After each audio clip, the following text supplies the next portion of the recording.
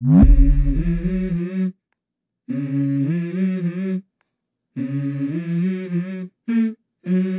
go. Cette semaine, c'était la mise en vente pour sa nouvelle tournée, déjà sa 5e tournée des stades. Et alors que la majorité des artistes écument les plateaux télé et les interviews à travers le monde pour promouvoir leur tournée, elle a une nouvelle fois fait le choix du silence en annonçant simplement sa tournée avec un simple post sur les réseaux sociaux avec le titre et l'affiche de la tournée. Alors pourquoi une artiste qui nous a habitués à être sur tous les fronts, à chanter sur tous les plateaux télé, à répondre à tous les intervieweurs, partout, tout le temps, est-elle devenue si mystérieuse et silencieuse? Aujourd'hui, dans cette capsule musicale, on parle de Beyoncé. Alors de base, je me suis dit que ça servait à rien de faire une présentation sur Beyoncé dans cette capsule parce que c'est Beyoncé. Et après, je me suis rappelé qu'il y a des gens, comme ma maman, qui regardent mes vidéos et qui sont pas forcément familiers avec l'histoire de Beyoncé. Alors du coup, petite présentation très rapide. Beyoncé, c'est une petite fille qui est née à Houston, au Texas. Elle grandit dans une famille où il ne manque pas d'argent. Elle va recevoir une éducation assez stricte et carrée de la part de son père. Et très vite, on va remarquer que la petite Beyoncé a tout pour devenir une star. Son papa, qui voit très vite son potentiel, va tout mettre en œuvre pour lui permettre de briller. Elle va s'entraîner à chanter devant les clientes du salon de coiffure de sa maman et son papa va lui faire suivre des entraînements très rigoureux qui vont lui permettre de perfectionner son art. Très vite, elle va rejoindre un girls group, les Girls Tyme, et elles vont participer à des concours, à des scènes, à des auditions dans l'objectif de se faire repérer. Plus tard, Girls Tyme laisse sa place au Destiny's Child. Son papa va diriger le groupe avec beaucoup de discipline et beaucoup de rigueur, ce qui va permettre au groupe, les Destiny's Child, de gravir les échelons et d'atteindre un énorme succès. Say my name, Destiny's Child. Goodness. À ce jour, Destiny's Child est rentré dans l'histoire comme le girls group ayant vendu le plus de disques. Mais là où le grand public va vraiment découvrir Beyoncé en solo, ce sera à la sortie de son premier album. Beyoncé en solo, c'est d'abord introduit par un premier single intitulé Work It Out.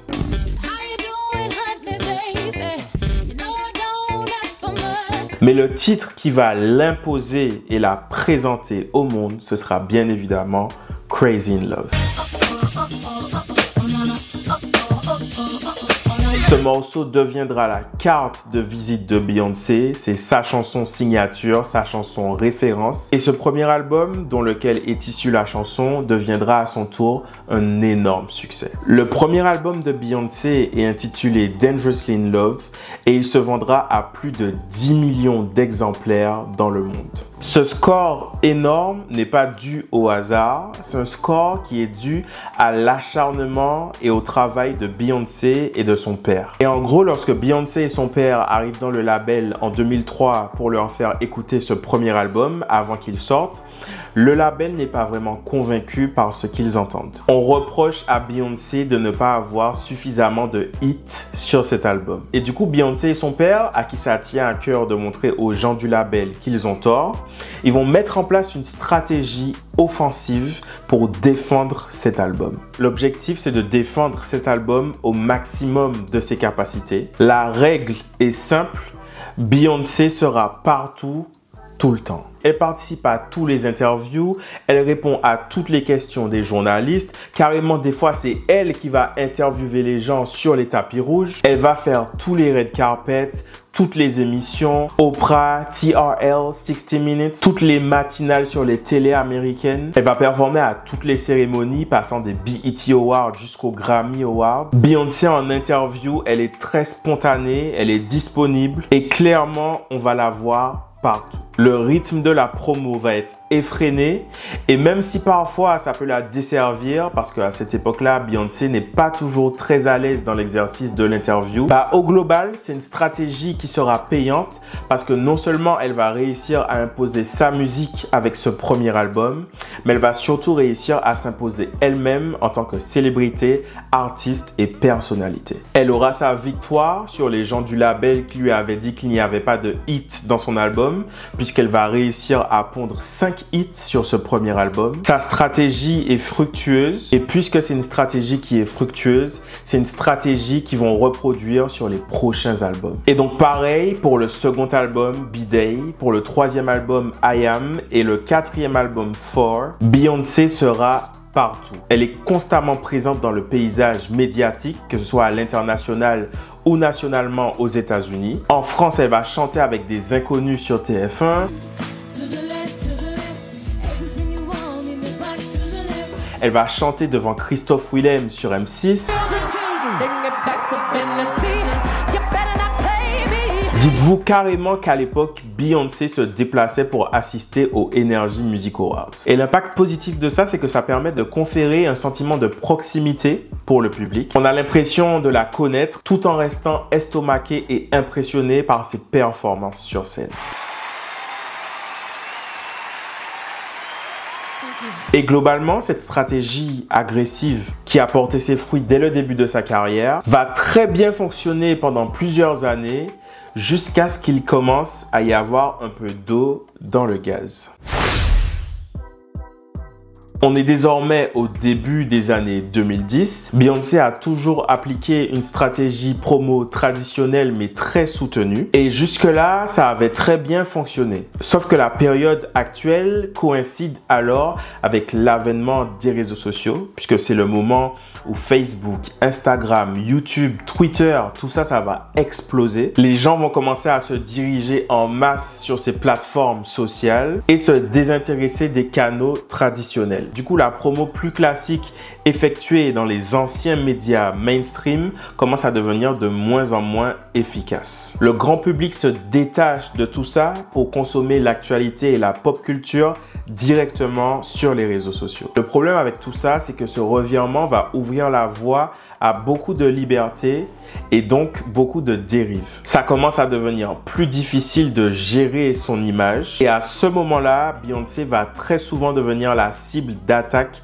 et de critiques. On va la critiquer pour sa performance au Billboard Music Awards en l'accusant d'avoir copié le travail d'une autre artiste. On va l'accuser de mentir sur sa grossesse lorsque sa tenue va se plier bizarrement lors d'une interview télévisée. C'est l'époque où les théories Illuminati explosent sur YouTube et du coup, on va avoir une ribambelle de vidéos où les gens essayent d'analyser et décortiquer ces vidéos et ces clips dans tous les sens. Et surtout, elle va faire sa première mi-temps du Super Bowl où elle va livrer une performance déchaînée. Et le problème, c'est pas la performance en elle-même, mais c'est surtout qu'après la performance, les photographes qui étaient présents dans l'enceinte du stade vont diffuser des photos peu flatteuses d'elle durant sa performance et ces photos seront repartagées à l'infini sur les réseaux sociaux. Moi, honnêtement, je pense que Beyoncé, elle a vu ces photos, genre le lendemain du Super Bowl, elle s'est réveillée, elle était en mode j'ai dead ça. Elle a ouvert son téléphone sur Instagram, elle a vu que au lieu que les gens parlent de sa prestation, ils parlaient des photos et elle s'est dit ok,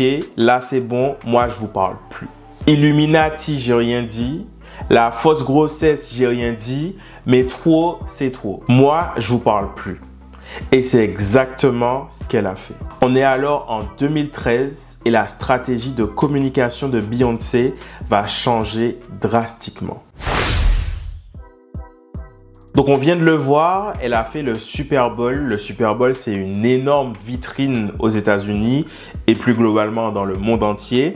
Elle va profiter de cette vitrine pour annoncer une nouvelle tournée. Cette tournée s'intitule le Mrs. Carter Show. Et contrairement à toutes les fois d'avant où elle serait allée sur les plateaux télé en interview pour défendre cette tournée et faire des performances pour donner envie aux gens de venir la voir sur scène, pour cette tournée-là, il n'y aura pas de blabla. Il n'y aura pas d'interview sur les plateaux télé. Elle va se contenter d'annoncer la tournée après sa performance au Super Bowl et tous les tickets seront vendus en seulement quelques minutes. À ce moment-là, je pense que Beyoncé et son équipe prennent conscience de la puissance de cette stratégie du silence et de la distance et ils vont décider de l'appliquer sur toute la suite de sa carrière. À la fin de cette année 2013, elle va pousser cette stratégie du silence à son paroxysme avec la sortie de son 5e album, sobrement intitulé Beyoncé. Dans cet album self-titled, Beyoncé réinvente Beyoncé. Non seulement elle réinvente le son de Beyoncé, mais elle réinvente aussi la façon dont Beyoncé diffuse sa musique. Elle réinvente la façon dont Beyoncé communique autour de sa musique. Et cet album va marquer non seulement les fans de Beyoncé, mais l'industrie musicale de façon plus générale parce que c'est un album qui va sortir par surprise. Généralement, à ce moment-là, dans l'industrie musicale, lorsqu'un gros artiste sort un album, il y a un single qui est sorti avant, il y a des clips qui sont sortis avant, l'album est annoncé avec la pochette, l'artiste part en promo pour défendre cet album et cette fois-ci, il n'y aura aucune annonce préalable. Personne ne sait que l'album sort jusqu'à ce que l'album soit sorti. Aucune interview, aucune performance. Elle se contentera de diffuser le lien de téléchargement de l'album sur son site internet directement à ses fans via Beyoncé.com, créant ainsi une véritable révolution dans le monde de la musique. Parce que si Beyoncé n'est pas la première artiste à avoir sorti un album par surprise, c'est la première artiste à l'avoir fait avec un impact aussi important. Avant cet album, quand les albums sortaient, ils avaient des jours de sortie différents. Par exemple, un même album pouvait sortir le samedi aux États-Unis et le lundi en France. Mais avec cet album de Beyoncé, qui est sorti un vendredi, elle a tellement secoué et chamboulé les codes qu'aujourd'hui, vous remarquerez que la majorité des gros albums sortent tous le vendredi. Cet album a été un bulldozer dès sa sortie. On parle de plus d'1 million d'exemplaires vendus en seulement quelques jours, alors que c'est un album qui n'était pas disponible en physique, on pouvait seulement l'acheter en téléchargement digital. Et comme j'ai dit tout à l'heure, c'est un album qui est vraiment un renouveau pour Beyoncé. Désormais, elle a remercié son père, qui n'est plus son manager, et elle reprend totalement le contrôle de sa carrière. Elle a fondé sa société de production, Parkwood Entertainment, et elle s'offre carte blanche sur toutes les décisions, qu'elles soient musicales, artistiques ou stratégiques. À ce moment-là, fini les interviews, fini les talk shows, Beyoncé communique uniquement à travers son art. Elle choisit elle-même ses propres canaux de diffusion et communique avec ses fans directement via son site internet et ses réseaux sociaux. On a pu le voir, Beyoncé n'était pas forcément la plus à l'aise dans l'exercice de l'interview et c'est quelque chose qui a pu se retourner contre elle par le passé. Alors dorénavant, tout ce qu'elle va vouloir dire, elle va le dire à travers son art, à travers sa musique, avec la maîtrise totale de la narration. Et comme il n'y a plus d'intermédiaire, il n'y a plus de mauvaise interprétation possible. L'avantage de ce procédé, c'est que d'une part, ça attise la curiosité des gens pour son projet, puisque c'est désormais le seul moyen d'avoir accès à elle, mais ça va aussi lui permettre d'étoffer et de donner plus de substance à son matériel. En 2014, par exemple, la sphère people et médiatique aura les yeux rivés sur l'incident du Met Gala où la sœur de Beyoncé, Solange, a frappé le mari de Beyoncé, Jay-Z, dans l'ascenseur pendant que Beyoncé est restée impassible. Et là où beaucoup d'artistes auraient fait des interviews, auraient fait paraître un communiqué pour s'expliquer sur la situation, Beyoncé va choisir le silence parce que Beyoncé ne s'exprime plus qu'à travers son art. Et c'est exactement ce qu'elle va faire dans son 6e album. Cet album est intitulé Citronade et il sortira à nouveau par surprise. Pas d'annonce, pas d'interview. Et Beyoncé va pousser le délire du storytelling jusqu'à associer un film à son album. Lemonade, c'est une œuvre majeure du catalogue de Beyoncé où elle se raconte avec vulnérabilité, force et résilience en tant que femme bafouée, déçue, mais amoureuse. L'album la présente à travers une palette éclectique de couleurs, tantôt en colère, tantôt apaisée, tantôt rock, tantôt R&B. Bien évidemment, elle n'ira pas en promo pour défendre ou expliquer cet album, puisque tout ce qu'elle avait à dire, elle l'a dit à travers son art. En revanche, elle ira présenter ce 6e opus lors d'une énorme tournée des stades, sa première en solo, le Formation Tour. Cette stratégie, qui repose sur la distance, sur le silence, sur le mystère et l'exclusivité, Beyoncé y a désormais recours à chaque occasion majeure de sa carrière. Lorsqu'elle annonce en 2022 une nouvelle trilogie d'albums inédits, elle le fait directement sur son site internet et ses réseaux sociaux en négligeant tous les autres canaux de diffusion traditionnels. Le souci, c'est que parfois, souvent, on peut voir les limites de cette stratégie du silence et de la distance. Les communications, apparitions et prises de parole de Beyoncé sont effectuées au compte-gouttes et en gros, elle est vraiment passée du tout à rien. Carrément maintenant par année, on peut compter sur les doigts d'une main le nombre de fois où Beyoncé est apparue à un événement en public. Et alors même les rares fois où elle participe à ces événements, la règle du silence demeure. Beyoncé ne s'arrête pas sur les tapis rouges pour répondre aux questions des reporters. D'ailleurs, autour d'elle règne de façon permanente une garde rapprochée qui prend soin de la protéger, elle et son image. En général, quand vous voyez Beyoncé, sa mère n'est pas loin, son attaché de presse Yvette n'est pas loin et son garde du corps Julius la suit littéralement partout. D'ailleurs, au Grammy Awards, qui est la cérémonie de récompense musicale la plus prestigieuse dans le monde de la musique,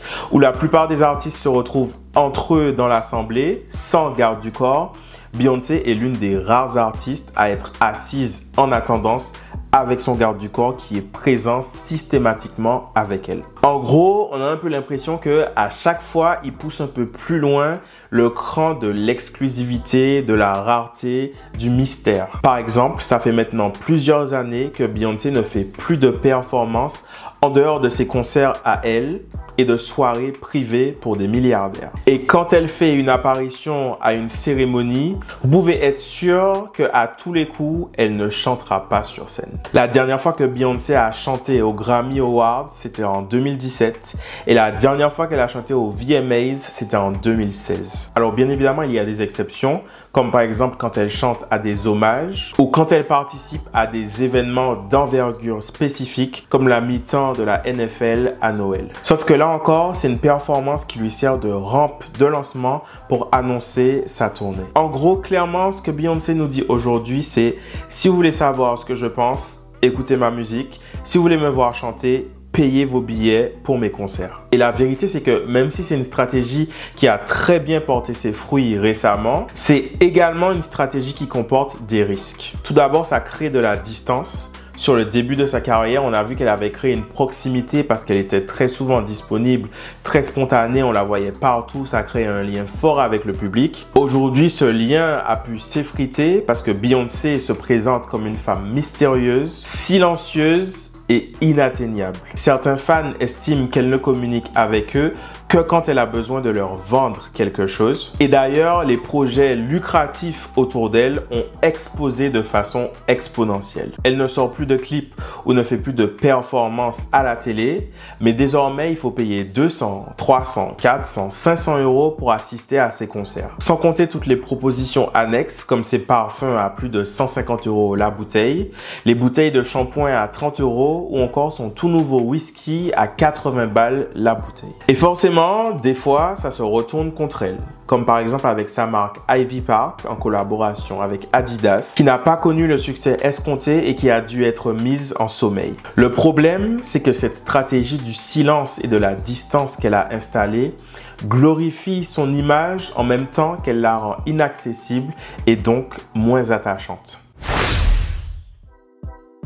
En conclusion, en tant que fan de musique qui aime beaucoup cet artiste et qui a suivi sa carrière avec beaucoup d'intérêt, j'aimerais bien qu'elle trouve un juste milieu. D'un côté, je pense que tout le monde est capable de comprendre pourquoi elle a opéré ce changement drastique dans sa façon de gérer et d'interagir avec les médias, surtout quand elle a pu s'apercevoir comment ces mêmes médias ont traité certaines de ses idoles. Je pense à Michael Jackson ou Whitney Houston. Mais je reste persuadé qu'il est aussi possible de trouver un équilibre entre une expression libre à travers son art, des prises de parole pertinentes et un lien évident avec sa fanbase. Malgré tout, comme on l'a vu, cette stratégie du silence a révolutionné l'industrie et a inspiré beaucoup d'artistes après elle. Je pense notamment à Taylor Swift qui avait l'habitude d'annoncer la sortie de ses albums en grande pompe avec des grosses campagnes marketing et qui en 2020 a balancé son album par surprise au milieu de la nuit. Ou encore à Frank Ocean qui qui a drop par surprise son album Blonde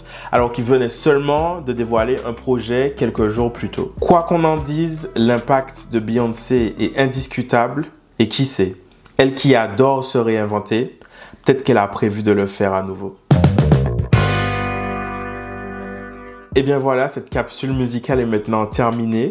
Merci à vous de l'avoir regardé jusque-là. Pour ceux qui se sont battus cette semaine pour prendre leur ticket, j'espère que vous avez pu les avoir. Pour ceux qui n'ont pas pu avoir leur billet, rien n'est perdu. Believe, croire en nos rêves. Pour tous les autres qui n'en ont rien à faire de Beyoncé, qui ont regardé cette vidéo juste par curiosité, merci. D'ailleurs, si vous avez regardé cette vidéo en journée, je vous souhaite une bonne journée. Si vous l'avez regardée en soirée, je vous souhaite une très belle soirée. Et je vous donne rendez-vous dimanche prochain, 17 h, au même endroit, pour une nouvelle vidéo. Let's go. La vidéo que tu étais en train de regarder est maintenant terminée. Mais c'est pas grave, tu peux toujours regarder celle-là. Tu peux aussi écouter ma musique en cliquant juste là. Et surtout, tu peux t'abonner juste ici.